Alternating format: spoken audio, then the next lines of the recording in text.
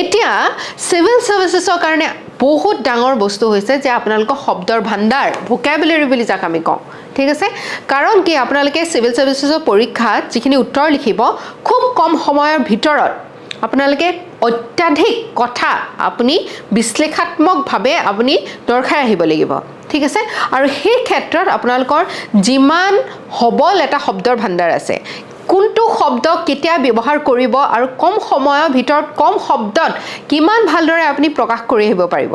সেইটোৱে হৈছে আটাইতকৈ ডাঙৰ চ্যালেঞ্জ ঠিক আছে সো আমাৰ সেই শব্দৰ ভাণ্ডাৰ সেই শব্দৰ জ্ঞানখিনি আমাৰ থাকিব লাগিব ওয়াৰ্কিং মেমৰিত থাকিব লাগিব বহু সময়ত আমি কি হয় শব্দবিলাক জানো ঠিক আছে কথাবিলাক জানো কিন্তু আমাৰ মুখৰ পৰা আমাৰ লিখনিৰ পৰা হেতু প্ৰকাশ নাপায় কিয় নাপায় কাৰণ কি আমি প্ৰ্যাকটিছ নকৰো ঠিক আছে সো আপোনালোকৰ যিখিনি শব্দ আছে শব্দৰ জ্ঞান শব্দ ভাণ্ডাৰ যিখিনি আছে সেইখিনি বাৰে বাৰে প্ৰয়োগ কৰিব লাগিব চিন্তা কৰিব লাগিব কোনটো শব্দ আপুনি ব্যৱহাৰ কৰিলে আপুনি কথাখিনি আৰু ভালদৰে উপস্থাপন কৰিব পাৰিব কম সময়ত কথাখিনি ক'ব পাৰিব কাৰণ কি টাইম আপোনালোকৰ বেছি নাই ঠিক আছে 10 মাৰ্কৰ প্ৰশ্ন এটাৰ কাৰণে 7 মিনিট আপোনালোকে পাব 15 মাৰ্কৰ প্ৰশ্ন এটাৰ কাৰণে আপোনালোকে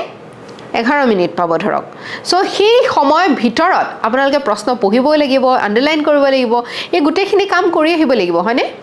সো এটা সময় আপুনি ৰিভিশনটো দিব লাগিব সো এই গুটেখিনি কাম এই কম সময়ত কৰোতে আপোনালোকৰ সেই যে প্ৰ্যাকটিছ প্ৰত্যেক দিনাই কৰি আছে আজি কৰি আছে কাইলৈ কৰি আছে প্ৰত্যেক দিনাই যে নিপুণ কৰিবলৈ চেষ্টা কৰি আছে সেইটো আপোনাক সহায় কৰিব